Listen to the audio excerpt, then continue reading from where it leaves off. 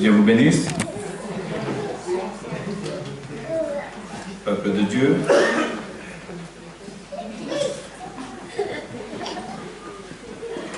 Que le Saint-Esprit puisse nous donner la révélation de sa parole.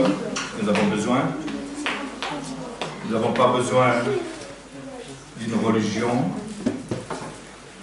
Nous avons besoin de Dieu. Nous avons besoin de Jésus. La révélation, c'est lui qui nous révèle tous les desseins de Dieu, tous les plans de Dieu. Et voilà. Bonjour tout le monde, bonjour les Dijonnais qui sont avec nous. Place.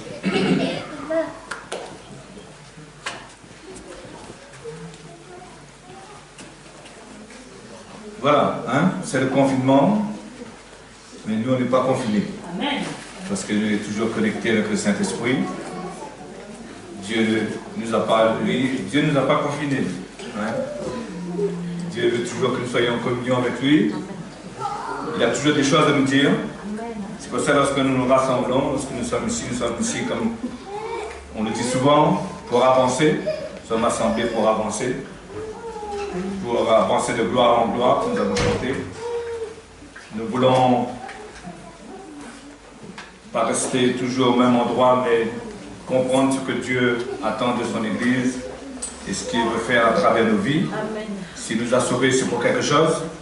S'il nous a mis à part, c'est pour quelque chose. Amen. Nous ne sommes pas là pour attendre la mort et pour aller au ciel, mais Dieu nous a appelés, choisis pour un but. Et nous devons rentrer dans le but et le dessein pour lequel Dieu nous a appelés et choisis. C'est pour ça que je vais parler ce matin. On va aller voyager un peu dans le jardin d'Éden, parce que tout s'est passé là. Tout s'est passé dans le jardin. Hein? C'est pour ça que je vais revenir aussi un peu sur l'ordre de Melchisedec, parce que ça a commencé là. Tout commence là. C'est le sacerdoce que Dieu a créé. Et nous savons que Melchisedec veut dire, son nom veut dire justice, n'est-ce pas? Et la Bible nous dit qu'il était roi de Salem, qui veut dire paix. Et vous savez, ces derniers temps, le Seigneur, ce qu'il nous disait, c'est de garder la paix. Alors nous avons besoin que ce roi de justice, et Jésus dit, cherchez premièrement le royaume de Dieu et sa justice, c'est-à-dire le gouvernement de Melchisedec, l'ordre de Melchisedec. C'est pour ça que nous devons connaître comment fonctionne l'ordre de Melchisedec, comment fonctionne son royaume, comment fonctionne son gouvernement, parce que nous devons connaître la justice qui règne dans ce royaume, nous devons connaître, et c'est comme ça que nous aurons la paix avec nous. C'est pour ça que cherchons premièrement le royaume de Dieu et sa justice, et tout nous sera donné. Vous savez, Dieu n'a pas menti quand il a dit ça. Et pourtant, je suis sûr que d'entre vous disent, je n'ai pas tout. Comment ça se fait? Il faut se poser la bonne question, pourquoi on n'a pas tout? Parce que vous savez, il y a des choses que Dieu ne peut pas nous donner, sinon on ne sait pas les gérer. Si c'est pour devenir une perte pour nous, ça ne sert à rien de nous donner.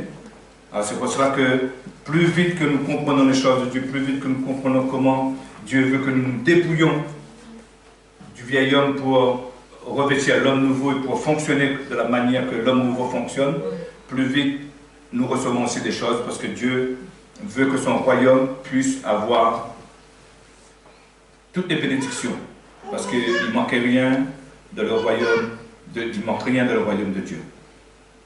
Alors nous devons rétablir le fonctionnement de son royaume ici-bas sur la terre. Amen.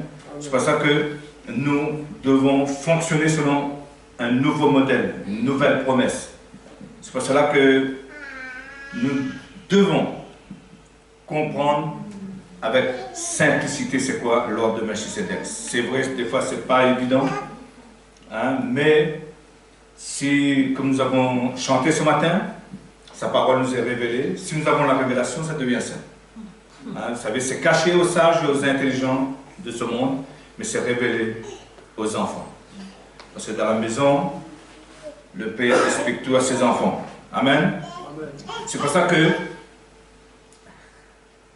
le sacerdoce de Jésus a commencé dans le jardin. tous les signes de Jésus étaient cachés dans l'Ancien Testament. Et nous voyons que Dieu a accepté tous les sacrifices d'animaux dans l'Ancien Testament parce que c'était les choses à venir, c'était les choses que Jésus allait accomplir. C'est pour ça que Dieu a donné à Moïse la loi, a expliqué à Aaron comment il fallait faire les sacrifices pour que le peuple, jusqu'au temps marqué, jusqu'au temps fixé où le véritable agneau de Dieu devrait arriver, soit toujours présent dans l'esprit des personnes et que ce ne soit pas quelque chose qui tombe du ciel comme ça, mais qu'ils savaient que quelque chose allait se passer. Parce qu'il y a un sacrifice qui s'est passé, mais il y a un temps marqué pour Dieu pour que ces choses arrivent. Et Dieu a permis qu'il y avait des sacrifices d'animaux jusqu'à ce que le véritable agneau de Dieu arrive. Et c'est pour ça que Dieu a accepté, mais c'est pour ça que nous, quand nous lisons les Écritures, nous voyons des prophètes qui vont dire que ce n'est pas le sang de taureau, des boucs qui fait ça. Non, c'est simplement que symbolique de ce que le sang de Jésus allait accomplir pour nous. Hein? Et c'est très important que nous comprenions les choses dans la manière de l'esprit, parce que sinon la religion cache toutes les choses que Dieu veut que nous comprenions de ce qui s'est passé dans le jardin. Alors c'est pour ça que toutes ces choses étaient cachées dans l'Ancien Testament, et la Bible dit que c'était les choses à venir que Jésus allait accomplir. L'Ancien Testament, c'était l'ombre des choses à venir. Hein. Dans l'Épître aux Hébreux, il nous parle de ça. Et tous ces rituels, tous ces sacrifices étaient une préfiguration de ce que Jésus allait accomplir. Hein, la Bible dit que Jésus était l'agneau de Dieu, immolé avant la fondation du monde. Et c'est pour ça que nous devons bien comprendre, et nous allons parler, j'espère que je vais prendre mon temps pour vous expliquer ça, bien parler de ce qui s'est passé dans le jardin, dans Genèse 3. Hein, vous pouvez le méditer dessus, dans Genèse 3, il y a beaucoup de choses qui s'est passé.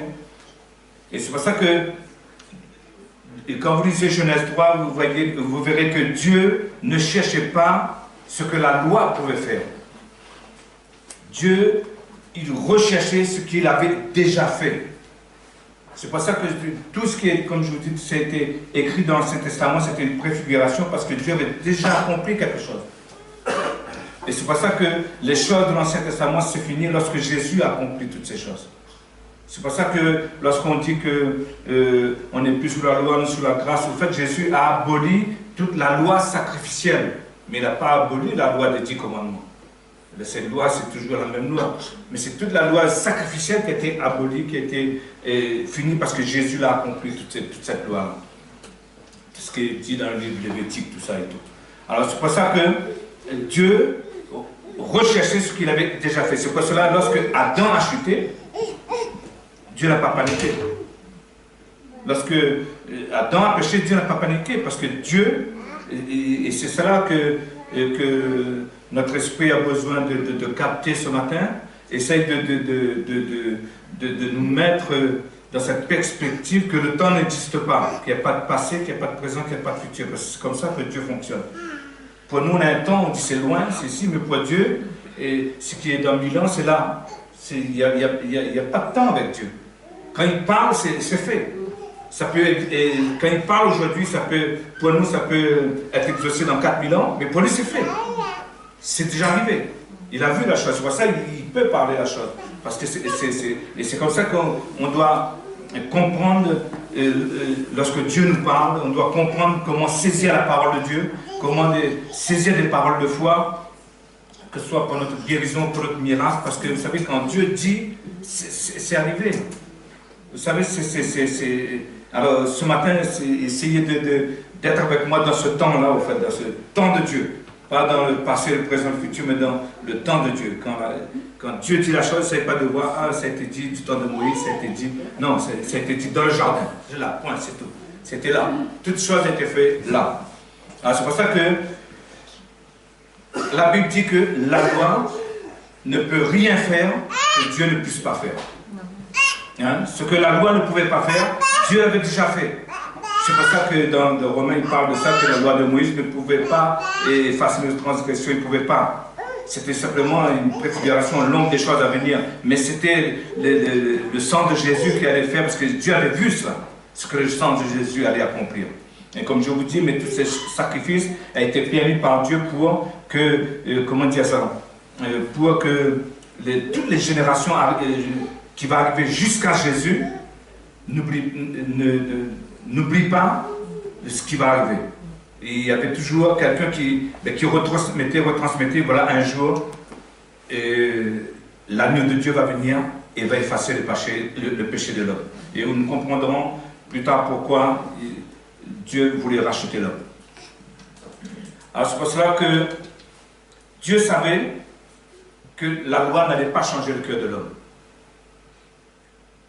Mais Dieu a fait quelque chose de bien meilleur, ce que la loi ne pouvait pas faire, la parole nous dit. Et où est-ce que Dieu fait ça? Dans le jardin d'Éden.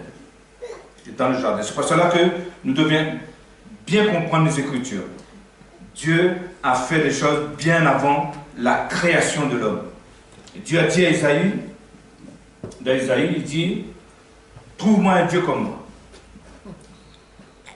Il dit, moi, je finis les choses et après je commence. Ça fait que Dieu a déjà vu la fin. Et c'est pour ça qu'il sait, c'est pour ça que quand j'ai parlé sur la faveur, je ne dis pas que Dieu a fait des sélections, mais Dieu a déjà vu qui a fait le bon choix, qui n'a pas fait le bon choix, c'est tout. Et c'est pour ça qu'il peut dire que tu es sauvé, tu es sauvé, tu es sauvé, tu es sauvé. Parce qu'il sait que, malgré tous les péripéties par lesquelles tu traverses, tu as fait le choix qu'il fallait faire. Alors il peut te dire que tu es sauvé. Parce qu'il est là-bas, il sait que tu l'as fait le bon choix, c'est tout. Il n'a pas sélectionné pour dire que quelqu'un était meilleur que l'autre. Pourquoi? Parce que les gens disent que Dieu est injuste parce qu'il sélectionne quelques-uns et pas d'autres. Non, il sait que des personnes n'ont pas fait le choix, des personnes ont fait le choix. Il sait, et c'est pour cela que lorsque tu es appelé, lorsque Dieu t'a qualifié, lorsque tu sais que ton cœur est attaché à Dieu, tu peux être sûr que Dieu va t'emmener jusqu'au bout.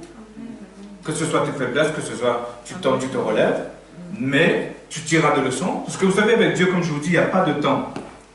Ah, ça fait, vous savez, c'est comme un livre. Hein, Dieu peut prendre l'histoire de la page 21, remettre à la page 5. Il peut reprendre l'histoire de la page 5, remettre à la page 19. Il peut, mais le livre reste le livre et l'histoire restera l'histoire. Mais il peut, parce qu'il n'y a pas de temps, là, ça fait que ça peut être décalé pour nous, mais pas pour lui, en fait. Alors c'est pour ça que plus que nous tournons en rond, plus nous, on perd du temps. Mais Dieu ne perd pas du temps parce qu'il est le temps. Mais nous, on perd du temps. Parce qu'on peut aller plus vite, comme je l'ai dit. On peut rester 40 ans dans le désert, comme on peut pas mettre 12 jours pour traverser.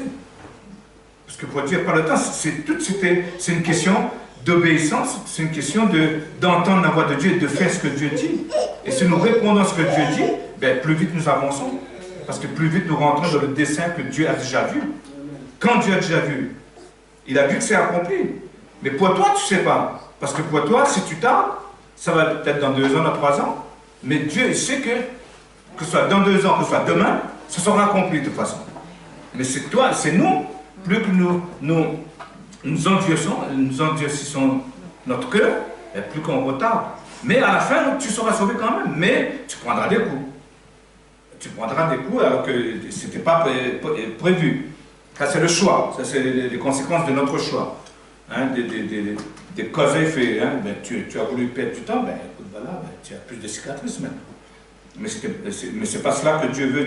C'est pas ça que Dieu veut que nous soyons des enfants obéissants pour aller au plus vite. Comme je vous dis, le désert pouvait traverser 112 jours et ils ont mis 40 ans. Alors, à cause de l'endurcissement de leur cœur. Hein, c'est pour ça que Dieu dit, je parlais à un peuple toujours pour elle. Hein, parce que toujours il faut que nous raisonnons avec Dieu. Toujours nous questionnons Dieu. Et c'est pour cela que lorsque nous venons ici, venons pour entendre ce que Dieu a à dire et être des enfants obéissants. Amen. Voilà. Hein. Je vous refais cette parenthèse. J'étais où? Voilà. Voilà. Hein. Comme je vous dis, tout s'est passé dans le jardin d'Éden. C'est pour cela que comprenons bien les Écritures. Alors dans Isaïe, il dit, je finis la chose et après je commence. Et on va lire le passage dans Genèse, chapitre 3.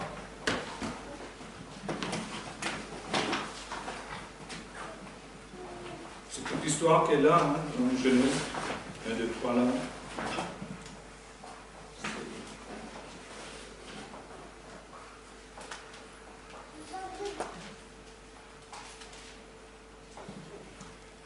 3, 21, je crois. Le 21.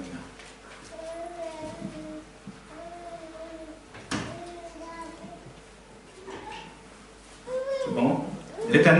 L'Éternel Dieu dit, voici, l'homme est devenu comme l'un d'entre nous pour la connaissance du bien et du mal. Empêchons-le maintenant d'avancer sa main, de prendre de l'arbre de vie, d'en manger, de vivre éternellement. Vous savez, quand Dieu parle ici, comme je vous dis, il est dans le présent, le passé et le futur. Quand il dit, voici, l'homme est devenu comme l'un d'entre nous. C'est pour ça que nous devons bien comprendre cette écriture. Quand Dieu parle, le futur, c'est maintenant. Et là, maintenant, il dit que l'homme est devenu comme l'un d'entre nous. Parce que Dieu, déjà maintenant, il voit qu'un d'entre eux va devenir homme. Pour nous, on est dans le présent, mais Dieu est déjà dans le futur. Quand il dit que l'homme est devenu comme l'un d'entre nous, il sait qu'un d'entre nous, là c'est le Dieu unique qui parle, hein, mais il sait qu'un d'entre eux va devenir homme. Vous êtes avec moi? Suivons bien, c'est pour ça que je dis que nous devons bien comprendre cette écriture. Et c'est pour ça que Dieu dit qu'un va devenir homme et qu'un va être prêt à se dépouiller pour prendre la forme d'un homme et devenir l'agneau de Dieu. Déjà, il voit ça. Alors, Adam et Ève, vous savez, si vous lisez plus, il dit que Dieu l'a revêtu de peau. Mais c'est de Christ qu'ils ont été revêtus. C'était de l'agneau de Dieu qu'ils étaient. C'était le premier sacrifice qui a été immolé avant la fondation du monde. Parce que s'ils n'avaient pas revêtu Christ, étant pécheur, ils ne pouvaient pas se tenir devant Dieu. Aucun pécheur ne peut vivre et tenir devant Dieu. Et Dieu a parlé toujours avec eux. Parce qu'ils ont revêtu Christ déjà dans l'agneau, dans le jardin d'Éden. Et là, Dieu, le sacrifice était déjà, Dieu a vu déjà le sacrifice fait. C'est pour ça que, comme je vous dis, il n'y a pas de passé, il n'y a pas de présent. Sur la croix, Jésus est mort pour tout ce qui était avant et tout ce qui était après. Parce qu'il y a un temps simplement pour Dieu. Hein? Vous êtes avec moi hein, ce matin, il faut bien le suivre. Hein? Parce que c'est pour ça que j'essaye de ne pas voir passé, présent, futur, j'essaye de voir un temps en fait, hein, comme Dieu voit les choses. Alors c'est pour ça que Adam et Ève ont revêtu Christ. Hein? Et Paul nous dira aussi dans sa parole, dit revêtez-vous de Christ. Et c'est pour ça que quand Dieu parle, c'est fait. Il n'y a pas de futur. Quand il a dit que la lumière soit, la lumière fut. Combien de temps ça a mis? On ne sait pas. Mais la lumière est. Et c'est pour ça que pour nous, on a un temps. Alors on dit, ben, combien de temps ça a mis? Mais pour Dieu, lorsqu'il a dit, c'est le présent aussi, même si c'est futur pour nous. Mais pour lui, c'est présent. Parce que pour lui, quand il a dit, la chose est. C'est là. C'est pour ça que.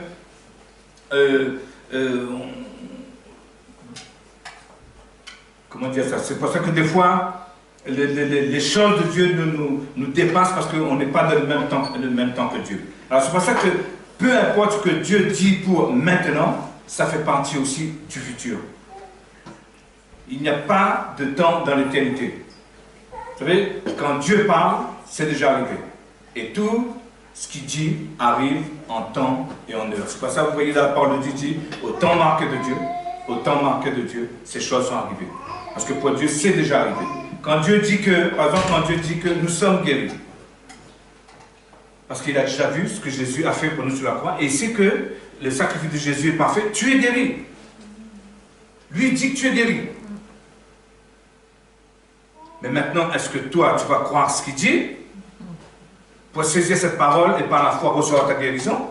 Lui, il sait que tu es guéri. Mais nous, c'est pour ça que nous devons avoir cette foi de dire, si Dieu a dit, c'est fait. C'est au moment où tu auras cette foi que tu auras ta guérison. Mais tant que tu n'as pas cette foi, tu n'as pas la guérison.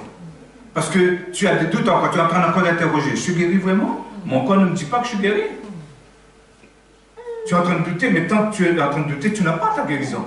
Mais le moment où tu saisis que Dieu ne peut pas mentir, que Dieu a dit que je suis guéri. Alors tu saisis cette parole, tu dis, par la foi je crois que j'ai la guérison parce que Dieu l'a dit, tu recevras ta guérison.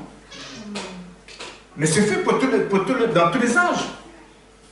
Le sacrifice de Jésus nous a lavé, purifié de tout péché, nous a guéri de toute maladie. Dieu l'a dit, Dieu l'a vu, que ce sacrifice est parfait et ce que ce sacrifice a accompli. Mais maintenant, c'est nous maintenant. Est-ce que c'est pas ça, comme je vous dis, c'est pas seulement de croire en Dieu, mais de croire ce que Dieu dit.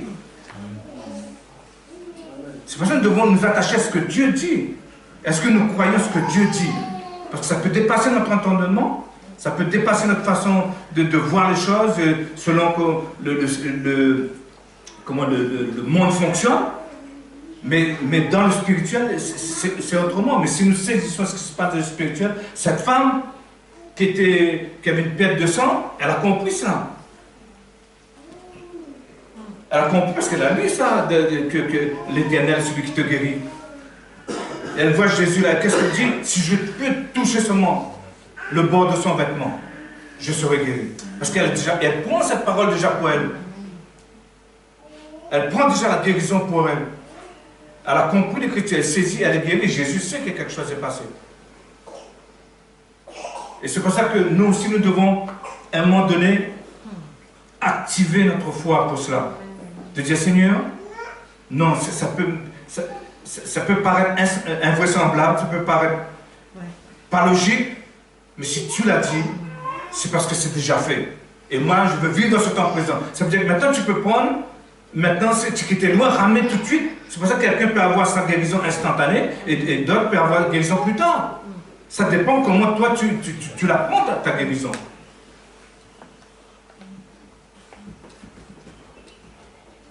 J'aimerais bien que vous compreniez ça.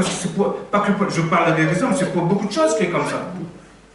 Pour toutes les choses de Dieu, c'est comme ça. C'est pour ça qu'il faut bien capter les promesses de Dieu et savoir quoi en faire de ces promesses. Comment tu vas utiliser ces promesses? Parce que c'est illogique dans la compréhension de l'homme, mais Dieu, lui, il a déjà vu toutes ces choses arriver. Alors c'est pour ça que faisons confiance en Dieu dans sa parole, dans ce qu'il dit surtout.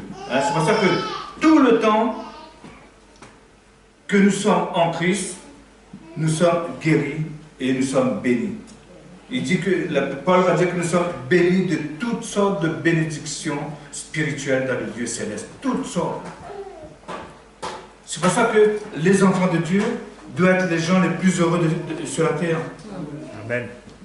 Parce que nous avons tout ce qu'il faut, mais c'est notre incrédulité, c'est notre incompréhension. C'est comprendre quand Dieu dit manque de connaissance, mon peuple périt. Si nous savons comment faire fonctionner les choses de Dieu, nous pouvons changer beaucoup de choses autour de nous, dans nos vies même. Mais parce que nous ne savons pas. Parce qu'il y a toujours un raisonnement cartésien qui arrive et qui nous fait douter. Et Jacques va dire, si tu doutes, ben, n'espère pas que tu vas recevoir.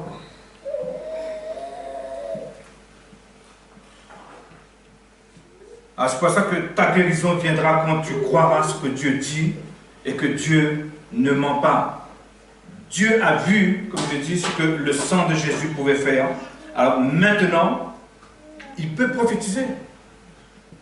C'est pour ça qu'il peut dire, maintenant choisir des hommes. C'est pour ça que les hommes qui entendent la voix de Dieu doivent bien dire ce que Dieu dit. Parce qu'il doit dire ce que Dieu a vu pour qu'ils répètent ce que Dieu a dit. C'est pour ça que Ésaïe va dire, ben, la Vierge va devenir enceinte, elle va enfanter un fils. Parce que Dieu lui dit, voilà, écris ça. Et on appellera ce fils admirable, Dieu puissant. Essayez de vous mettre à la place d'Ésaïe. Moi je comprends pourquoi la tradition dit qu'il a été mis dans un tronc d'arbre et coupé en deux. Hein? Et je comprends pourquoi les gens aussi, parce que les religieux, c'est des gens très dangereux. Et imaginez, parce que les religieux de l'époque, ils disent que voilà, la Vierge est enceinte, va avoir un fils et on l'appellera Dieu puissant. Vous savez, ils croient au Dieu unique, le peuple d'Israël. Et là, Isaïe tente de dire qu'il va avoir notre Dieu. Il blasphème. Pour eux, il faut le tuer. Si tu blasphèmes, il faut te tuer. Et c'est pour ça que nous comprenons mal les Écritures. Et c'est pour ça que Jésus va dire ça aux religieux. Vous avez lapidé, tué tous les prophètes de Dieu. Parce qu'il parlait des choses que même les religieux ne pouvaient pas comprendre. Parce qu'ils étaient tellement attachés à la lettre, tellement attachés aux Écritures, mais ils ne voyaient pas le dessein de Dieu, ils ne voyaient pas ce qui s'est passé dans le jardin d'Éden. Et c'est pour ça que Dieu donne des prophètes, Dieu donne des apôtres, c'est pour ça justement, afin de nous éclairer, afin de nous montrer, et afin de mettre et de tester sa parole. Tester sa parole. C'est vrai qu'on ne peut pas faire confiance à tous les hommes, parce que des fois on est déçus, mais tester la parole de Dieu. Alors, comme je vous dis, Dieu peut prophétiser ce qui va arriver. Alors maintenant, c'est à toi de saisir la parole, parce que Dieu a vu pour toi, et il te dit que tu es guéri. Et toi, tu dis, c'est vrai Seigneur, je suis guéri, je prends ma guérison. Si tu l'as dit, si tu as vu, alors c'est que c'est vrai. Parce que Dieu ne peut dire que ce qu'il a vu. Et Dieu dit la vérité. Alors c'est pour ça que tout le temps que nous sommes en Christ, nous sommes guéris et nous sommes bénis. Amen. Et la Bible dit qu'à cause de ce que Christ a accompli, nous avons tout ce qui contribue à la vie. C'est pour ça que nous ne devons pas avoir peur de ce virus. Bien sûr, si tu fais n'importe quoi avec ton corps aussi, bon, c'est pas ça que je dis. Mais je dis, si on fait de bonnes choses, on respecte notre corps, voilà, on fait ce qu'il faut faire, l'hygiène nécessaire qu'il faut. Et non, on n'a pas à avoir peur de ce virus. Parce que malgré ce virus qui devrait frapper la terre, parce que Dieu l'a vu aussi, sûrement ce qui allait se passer, mais lui, il t'a vu sauver aussi. Et maintenant, tu vas dire, ah, le virus va me tuer. Non, il t'a vu sauver. Pourquoi tu vas dire, le virus va me tuer?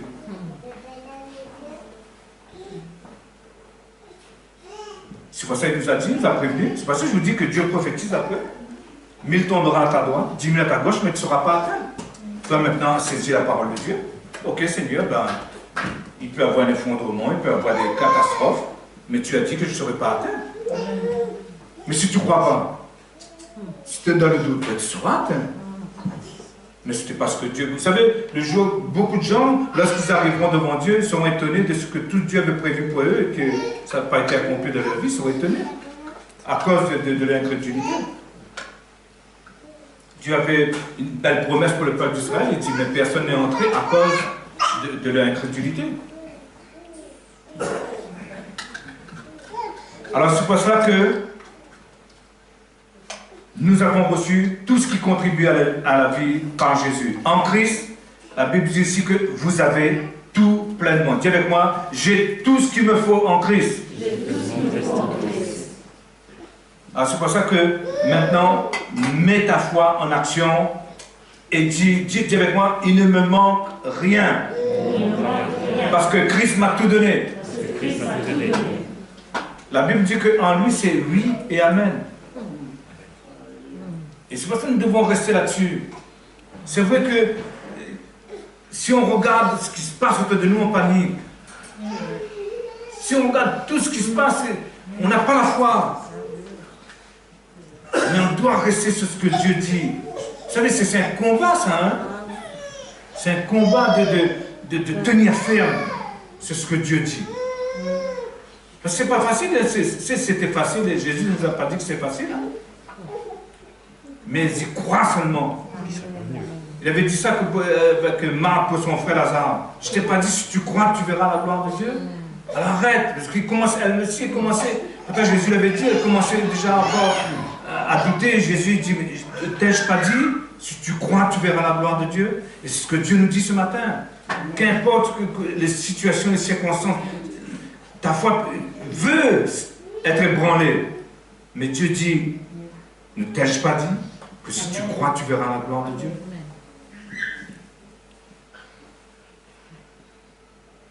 Il faut que nous restions sur ce que Dieu a dit. Vous savez, c'est notre sécurité, la parole de Dieu. C'est notre refuge, c'est notre roc. Là, dans le moment que nous vivons, c'est la parole de Dieu, notre sécurité. Hein.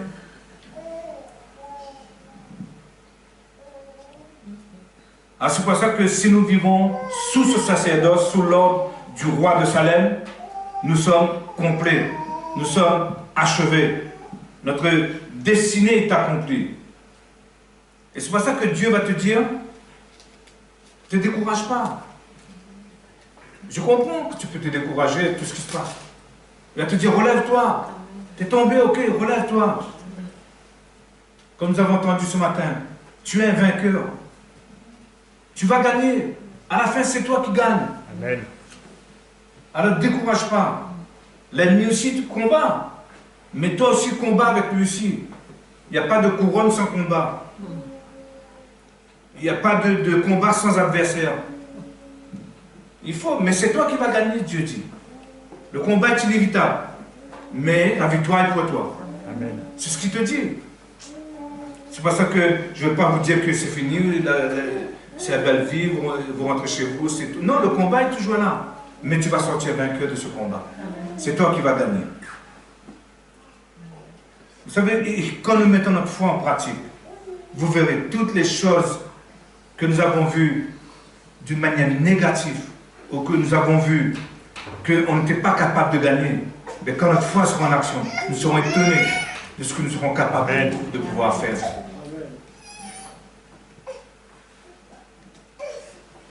Dieu attend simplement qu'on met en action notre foi.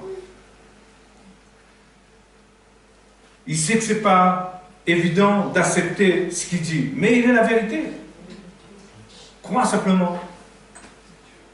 Dis à Marc, ton frère, je vais ressusciter ton frère, mais il est mort depuis 4 jours, Seigneur. Tu vas croire ça. Le Seigneur, il sent déjà. Mais ne t'ai-je pas dit, si tu crois, tu verras la gloire de Dieu.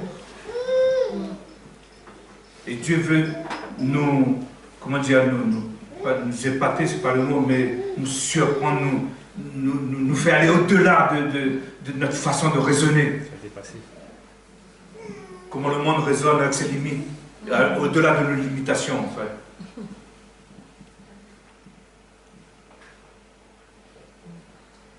Ah, c'est pour ça que Dieu veut que tu continues ta course.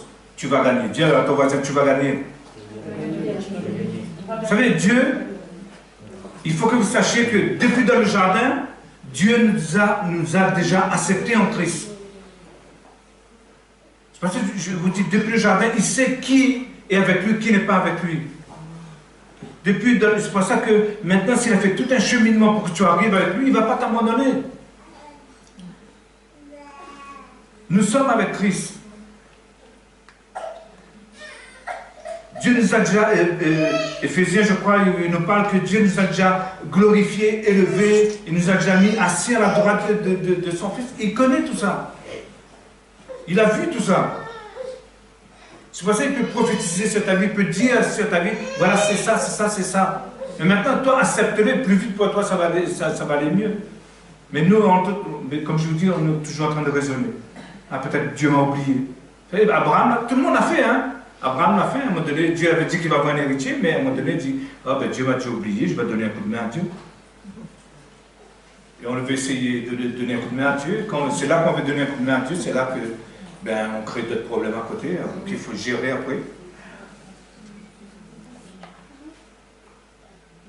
Mais moi, avec tout ce qui se passe, j'apprends à faire confiance au Seigneur. C'est vrai là, je laisse tout dans la main du Seigneur. Pas que je ne peux rien faire. Je fais ce que Dieu me demande de faire, mais les choses qui me dépassent, les choses que je suis incapable de gérer, de régler, je mets ça dans la main du Seigneur. Je ne vais pas essayer de forcer. Si Dieu me donne une sagesse et une intelligence pour faire quelque chose pour régler la situation, je le fais. Mais si je n'ai pas, je dis Seigneur, je le remets entre tes mains. Je ne vais pas essayer de trouver une solution absolument pour faire comme Abraham a fait, et puis ce n'est pas la bonne solution.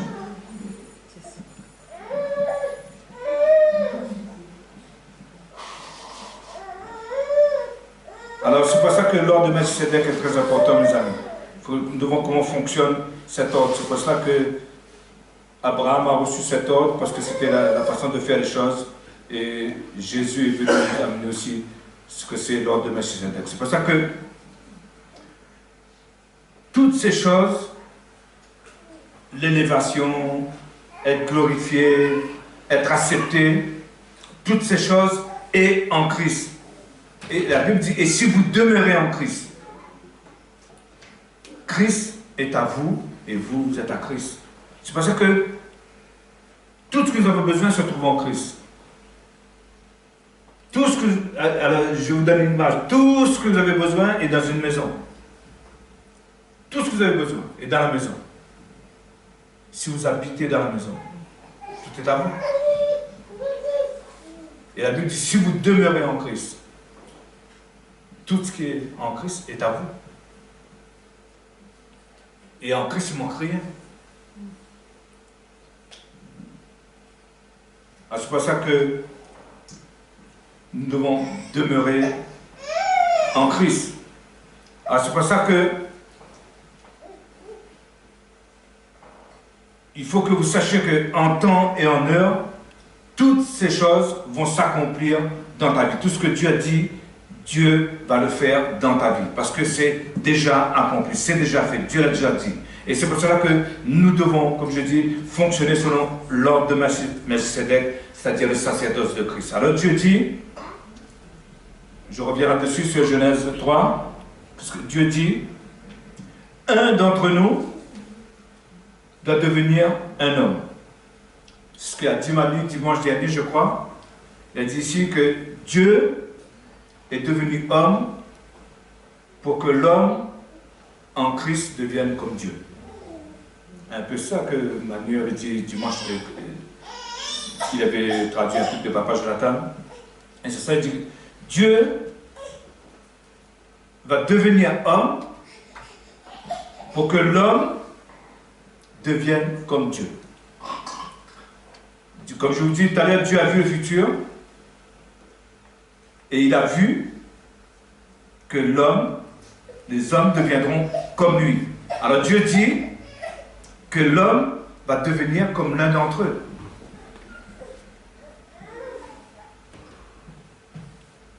Donc, l'un d'entre nous doit devenir homme. Là, Christ n'est pas encore dépouillé. Quand Dieu parle là, c'est le Dieu unique qui parle. Vous êtes avec moi toujours. Christ n'est pas encore dépouillé de la gloire qu'il avait, qui nous dit dans Philippiens chapitre 2. Mais Dieu dit, l'un d'entre nous va devenir homme. Pourquoi? Parce que ici, Dieu est en train de nous dire comment nous serons quand nous serons finis. Comment dire ça? Oh, c'est pas un bon français. Mais comment on va être quand nous serons finis, produit fini, quand on va être le produit fini. Voilà comment on va être. On va être comme lui, tel qu'il est, tel que nous sommes. Amen. Dieu voit ça déjà. Il dit que l'un d'entre nous va devenir homme afin que nous puissions devenir comme lui. En produit fini, tu seras comme Dieu. Nous sommes de la race de Dieu. Dieu dit que l'homme est devenu comme l'un d'entre nous. Et là, celui qui dit ça, comme je vous dis, c'est le Dieu unique. Alors donc, Dieu veut que nous mangeons l'arbre de la vie et vivre éternellement. Et ce que Jésus va dire dans Jean 6. Vos pères ont mangé la manne, ils sont morts. Mais si vous mangez de cette nourriture que je vous donne, de ce fruit que je vous donne, vous vivrez éternellement. Parce que c'est ce que le plan de Dieu, c'était cela. Que l'homme vive éternellement. Mais quand l'homme a péché, Dieu a écarté l'arbre. Mais quand Jésus doit venir, quand Dieu a vu le dessein, l'agneau sacrifié, tout ce qui allait se passer, Dieu savait que Jésus allait restaurer l'homme à sa place comme il était au départ. Reprendre l'homme et lui laisser manger l'arbre de la vie et vivre éternellement. Parce que c'était le but au départ. Dieu a retiré l'arbre quand il a péché. Mais s'il n'aurait pas péché, Dieu l'aurait laissé manger l'arbre. Et Jésus est venu nous proposer de manger cet arbre et de vivre éternellement. Dans Jean 6. Alors donc nous pouvons manger l'arbre de la vie et vivre éternellement. Vous savez que, quand vous lisez, par exemple, dans Genèse, quand vous lisez les généalogies, à un moment donné, il arrive Adam, fils de Dieu. Adam était fils de Dieu. C'est pour ça qu'on dit que Adam était créé à l'image et la ressemblance de Dieu. Mais lorsqu'il a péché, il a perdu ce statut et il est devenu homme. On avait parlé de ça très longtemps, des Ish, là, qui veut dire homme et la race d'Adam et la race des Ish. Je ne vais pas vous parler de ça. Mais il a perdu ce côté de fils de Dieu. Et c'est pour cela que lorsque Adam a perdu cela, Dieu a vu tout ce que l'agneau de Dieu allait faire pour que l'homme puisse retrouver la place qu'Adam avait en tant que fils de Dieu. Que l'homme retrouve sa place de fils de Dieu. C'est pour ça que la Bible nous dit, celui qui a reçu la semence de Christ, Dieu lui a donné le pouvoir de redevenir enfant de Dieu. Parce que c'est ce que Dieu voulait. Ça, Dieu voulait des fils et des filles. Alors, un d'entre nous, Dieu dit, je reviens sur cette écriture, devait devenir homme pour racheter l'homme et lui redonner sa position de fils. L'homme, je prends le terme Ish, est esclave. Mais le fils, c'est le maître. Et c'est au fils que Dieu a dit, quand Dieu a parlé à Adam, il a dit domine, il a parlé à un fils. Il n'a pas parlé à Adam lorsqu'il a péché, il a parlé à Adam lorsque Adam était fils de Dieu.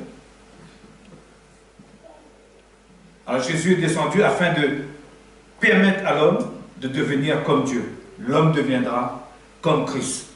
Et comme je vous dis, et toute cette histoire s'est passée dans le jardin. Dieu a vu tout ça ici. Jésus s'est sacrifié.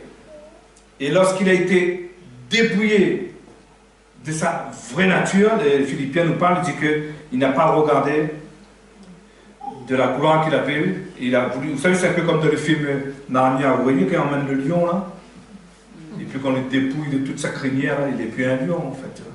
Et Jésus dit, la Bible dit qu'il s'est dépouillé. Il a pris la forme d'un serviteur, la forme d'un homme. Parce que l'homme est un serviteur. Il a pris la forme d'un homme. Mais Jésus est venu prendre cette forme de serviteur pour nous remettre dans une position de fils de Dieu. C'est ça la restauration. Quand tu restaures quelque chose, tu le prends, tu le remets à sa place. Et Adam a chuté de là et Jésus est venu pour restaurer l'homme et remettre à sa position de fils. Alors, nous deviendrons aussi comme Christ, tel qu'il est, tel que nous sommes aussi. Hein? La Bible dit que avant la fondation du monde, il y avait un agneau sacrifié. Alors, qui était cet agneau? Jésus, n'est-ce pas? 4 jours plus tard, et vous savez que la Bible dit, un jour égale 1000 ans, 1000 ans égale un jour. 4000 ans, Jésus est mort. Et c'est très important le chiffre 4. Parce que vous savez, quand vous regardez l'histoire juive dans la Pâque juive, avant de faire la célébration de la Pâque, il devait garder l'agneau 4 jours. Et après le sacrifier pour célébrer la Pâque. Et là, nous voyons aussi que 4 jours plus tard, c'est-à-dire 4000 ans, l'agneau de Dieu est venu en chair et en os. Mais cet agneau s'était déjà donné, Dieu avait déjà vu, et s'était déjà donné lui-même au Père. Il était l'agneau gardé pendant 4 jours avant d'être sacrifié. C'est pour ça que, comme je vous dis, dans l'Ancien Testament, il devait mettre l'agneau de côté pendant 4 jours. Et c'est pour ça que 4000 ans après, Jésus est venu comme un homme, afin de racheter les hommes pour que l'homme retrouve sa place originale. Et comme je vous dis, c'est ça qu'on appelle la restauration. Jésus est venu nous montrer comment les fils de Dieu doivent vivre. C'est pour ça, je sais que beaucoup de gens disent, ah ben je ne suis pas comme Jésus, je ne suis pas parfait, je ne suis pas ici. Oui, l'homme naturel n'est pas parfait. Mais l'homme nouveau Amen. peut prendre le dessus. Il va prendre le dessus au fur et à mesure. Amen. Il va prendre le dessus. Et il va maîtriser la chair. Parce que Jésus a montré que c'est capable d'être dans la chair et de vivre comme Dieu vit. Parce qu'il a pris toutes les caractéristiques d'un homme. Il a été tenté en toutes choses comme nous. Il a subi toutes choses comme les hommes doivent subir. Pour nous montrer que si sa nature à lui vive en nous, si l'Esprit de Christ vive en nous, cet Esprit peut maîtriser la chair. Amen. Et nous devons croire à cela. Oui, on ne peut pas croire en nous, à la chair. Non, mais de croire cette nature que Dieu a mis en nous qui va prendre le dessus. C'est ça que Dieu voit. C'est ça que c'est cet homme-là que Dieu fait confiance. Parce qu'il sait que Jésus a gagné le combat. Vous savez, c'est pour ça que je vous dis, quand c'est passé le désordre dans le jardin, Dieu regarde Satan et dit Satan, parce que Satan croyait qu'il avait gagné, il a fait chuter Adam. Mais Dieu dit, tu sais, tiens, c'est toi qui vas recevoir la première prophétie. Voilà ce que je vois. La femme va avoir un fils et le fils va t'écraser la tête. Tu n'as rien gagné du tout, au fait. Il peut le dire, parce que tout est là, tout se passe là. Dieu voit tout ça, c'est le présent pour lui, toutes ces choses. Il voit déjà le sacrifice de Jésus, il voit la victoire de Jésus, il voit tout cela. C'est pour ça que des fois, il y a des gens qui posent des questions, des théologiens, des fois, ils posent des questions tellement stupides. Est-ce que Jésus pouvait chuter ou pas? Non, il ne pouvait pas chuter. Dieu avait déjà vu qu'il n'a pas chuté. Pourquoi tu vas dire qu'il pouvait chuter?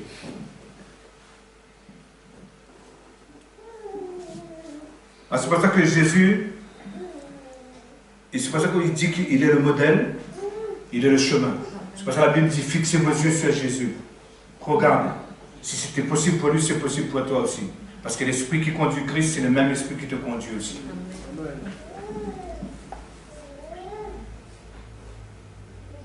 Dans l'Ancien Testament, c'était différent. Parce que vous savez, quand Dieu avait créé Adam, Adam était censé être le modèle. Mais il a chuté. Il ne pouvait plus être un modèle. C'est pour ça que tous les hommes qui sont nés après lui, mais chacun suivait sa propre voie, la parole de Dieu nous dit. Mais Jésus est venu pour nous montrer le chemin et comment nous devons nous positionner afin de vivre selon le cœur de Dieu. C'est pour ça que je vous dis que Jésus n'est pas une religion, il est le chemin. Et quand nous marchons comme Jésus, tel qu'il est, tel que nous sommes aussi. Et c'est pour ça que je vous dis que l'ordre de Melchisédek est pour rétablir toutes ces choses. C'est le fonctionnement de son gouvernement. Et au jardin, Dieu savait que Jésus allait se dépouiller pour devenir homme et qu'il allait tout abandonner pour nous sauver. C'est pour ça, avant même que Jésus commence son ministère, Dieu dit, celui-ci est mon fils bien-aimé, en qui j'ai mis toute mon affection. Parce qu'il a déjà vu tout ce que Jésus allait faire. Alors que l'homme ne méritait pas, mais il a vu déjà ça. Et Dieu a vu cela, il a vu au-delà du temps. Il a vu que ce que Jésus allait faire, que toute la race humaine allait être sauvée, allait être rachetée. Et c'est pour cela que Dieu, comme je vous dis, a permis les sacrifices des animaux comme symbole jusqu'à l'arrivée du véritable sacrifice, c'est-à-dire Jésus. C'est pour cela que on appelait toutes ces choses dans l'Ancien Testament l'ombre des choses à venir. C'est l'ombre, tu sais, hein, comme dit papa Jonathan, tu n'arrives pas devant l'ombre de ta femme, tu dis bonjour chérie. Hein? L'ombre, c'est pas ta femme, c'est l'ombre de ta femme, c'est pas ta femme. En fait, et c'est pour ça que l'Ancien Testament, c'est que l'ombre, et on n'a pas à nous attacher à l'ombre des choses, mais on a la personne maintenant. C'est à lui que nous devons nous attacher. Et c'est pour ça qu'après le sacrifice de Jésus, et vous remarquerez bien comment les choses ont été faites. Quand Jésus s'est sacrifié à la croix, tout est fait, le temple a été détruit. Plus de temps, jusqu'à maintenant, vous voyez, il n'y a plus de temps. Ils essayent de reconstruire le peuple d'Israël, mais ils ont un problème parce qu'ils ne connaissent plus qui est de la tribu de Lévi. Parce que c'est que la tribu de Lévi qui doit faire le sacerdoce. Alors ils ne connaissent plus les descendants de Lévi. Ils n'ont pas la vache rousse, parce qu'il faut une vache rousse. Et ça n'existe plus la vache rousse. Ils sont en train de, génétiquement, essayer de recréer cette vache rousse. Mais simplement, ça c'était symbolique pour nous pour dire que Dieu n'a créé plus d'autres sacrifices. C'est fini. Le sacrifice de Jésus, c'est le sacrifice parfait. Il a accompli tout ce qu'il faut pour le passé, le présent, le futur. Et maintenant, nous avons tous ce qu'il faut en Christ. C'est pour ça, Église, je sais que c'est pas évident de comprendre comment, lorsque Dieu parle, c'est le présent, le passé, le futur, mais essaye de vous dire que quand tout ce qui s'est passé aujourd'hui, Dieu l'avait vu ça déjà. Et essaye de te positionner dans ce temps de Dieu et pour te dire, si Dieu dit ça, c'est que c'est fait, et je n'ai pas à douter, et je n'ai pas à m'inquiéter, à paniquer de ce qui va se passer ou arriver, parce que ma vie est entre ses mains. Amen. Ma vie est entre ses mains. Alors c'est pour ça que lorsque Dieu a vu que Jésus allait devenir le sacrifice parfait et qu'il allait accepter ce sacrifice, et il pouvait envoyer ses prophètes parler de tout ce qui arrivait. Voilà. Mon serviteur fidèle, voilà ce qu'il va faire, voilà ce qu'il va faire, voilà ce qu'il va faire. Tous les prophètes pouvaient parler sur Jésus. Parce que Dieu maintenant donnait aux prophètes des explications de ce qui allait arriver. Et c'est pour ça que croyez à la prophétie. Et vous savez, pour le premier avènement de Jésus, tout s'est réalisé comme Dieu l'a dit. Et Jésus a dit qu'il revient, et ça va se réaliser comme il a dit aussi. Alors, quand vous lisez les Écritures, prenez en considération ce qui va arriver dans les temps à venir, ce que Jésus a dit, parce que ça va arriver. Mais vous ne paniquez pas. Jésus a dit que votre cœur ne se trouve pas.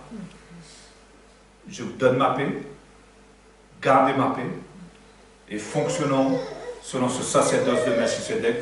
Hein? Je vais arrêter là, je continuerai après. Je vous expliquerai la Sainte Seine après, je vous expliquerai aussi ce qui s'est passé. C'est tout la bonne évangile de sacerdoce de Melchisédek. C'est l'évangile du royaume, hein? C'est la bonne nouvelle. Hein? C'est pour ça qu'on dit qu'Abraham est le premier qui a reçu la bonne nouvelle de Jésus, puisque Abraham connaissait Jésus. Amen. Voilà, que le Seigneur vous bénisse. On va se lever. Alors positionnez-vous. Sache que si Dieu vous a sauvé, Dieu vous a appelé, si Dieu vous a choisi, il ne va pas vous abandonner. Amen. Tu es quelqu'un de très important pour lui. S'il t'a sauvé, il a vu, il sait que tu vas accomplir un dessein très important. Ne panique pas. Ne dites pas, ouais, mais j'arrive déjà à 50 ans, 60 ans, je ne sais pas quoi, et j'ai rien fait. Jésus, pendant 30 ans, n'a rien fait. Et il n'a pas resté longtemps sur la terre. En 3 ans et demi, il a fait des choses qu'on raconte encore aujourd'hui. Le tout, c'est de faire la chose que Dieu veut que tu fasses. La récompense est le même pour tout le monde. Que tu as travaillé 1 heure, que tu as travaillé 8 heures, que tu as travaillé 10 heures, si tu as fait ce que Dieu t'a demandé de faire, c'est la récompense est le même pour tout le monde. Alors soyez ponctuel lorsque Dieu a besoin de toi, soyez présent lorsque Dieu a besoin de toi, et soyez toujours disponible lorsque Dieu appelle, c'est tout. Mais voici Seigneur, tu appelles, ben, je suis là. Ah, j'aurais besoin de quelqu'un pour aller voir quelqu'un à côté là. Mais je suis là Seigneur. Tu es disponible pour Dieu. Ce n'est pas le tout de qu'est-ce que je vais faire pour montrer à Dieu que tu es un enfant de Dieu. Non, fais ce que Dieu veut que tu fasses lorsqu'il a besoin de toi. Et Dieu, lorsqu'il va t'appeler, il va te dire, tiens, lève-toi, va. Fais-le. C'est là qu'il ne faut pas raisonner. Oh Seigneur, tu ne pourrais pas choisir un autre jour. Tous les jours, tu es disponible. Là, c'est aujourd'hui que tu me demandes ça. Hein? Mais, oui, non, mais c'est là que cherche premièrement son royaume. C'est les choses de son royaume qui doivent. Et des fois, je ne pense pas que Dieu nous prend au piège. C'est l'ennemi qui met des situations dans notre route. Alors, il savait que Dieu avait besoin de nous là, et il crée des situations. Parce que Dieu ne va pas nous tenter, Dieu ne va pas nous, comment dire ça, nous piéger sur des choses. Dieu n'est pas, c'est malsain ça, c'est ce genre de pensée. Il ne va pas faire ça. Hein? Mais l'ennemi sait que d'un moment à l'autre, Dieu va t'utiliser pour cela et il te donne des activités à ce moment-là afin que tu aies un bon prétexte pour dire à Dieu je ne peux pas. Et tu ne fais pas ce que Dieu te demande de faire. Mais il faut dire Seigneur, écoute, voilà, moi, je suis là, j'attends, tu as besoin, tu parles et j'obéis. Et c'est comme ça que Jésus fonctionnait. C'est pour ça que, prenons le modèle de Jésus, regardez comment il fonctionnait avec le Père.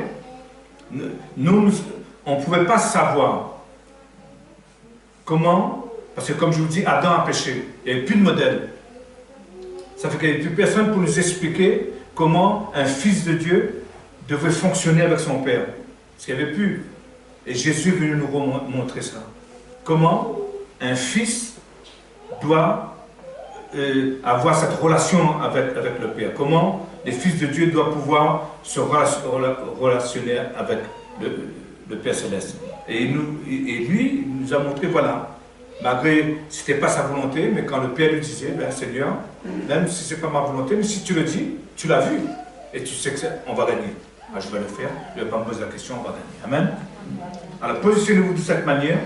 Sachez que, comme je dis souvent, avec tout ce que vous avez traversé, vous êtes toujours là. C'est que Dieu vous a gardé. Et que Dieu ne va pas vous lâcher. Amen. Et qu'à la fin, ben, vous sortirez victorieux de cela. Parce que Dieu, lui, nous a vus déjà comme vainqueurs. Nous a déjà vus assis à la droite dans les lieux célestes avec Christ. Et qu'on va régner avec lui comme on a chanté ce matin. Amen. Père Céleste, je veux remercier, Seigneur, pour ta parole ce matin, Seigneur. Je veux, Seigneur notre Dieu, te demander, Seigneur, que ton esprit nous aide encore, Seigneur, nous raffine encore, Seigneur, notre pensée, notre esprit, afin que nous comprenions ton dessein, tout ce qui s'est passé dans le jardin, Seigneur notre Dieu, afin que nous n'avons pas à paniquer, à douter de ce qui se passe aujourd'hui, mais que nous savons que nous sommes entre tes mains.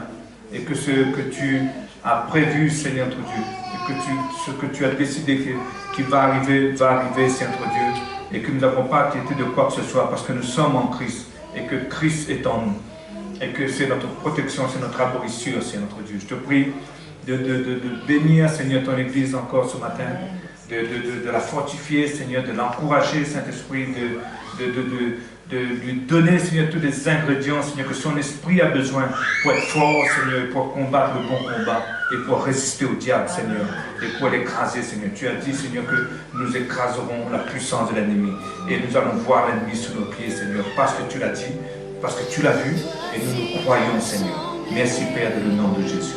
Amen.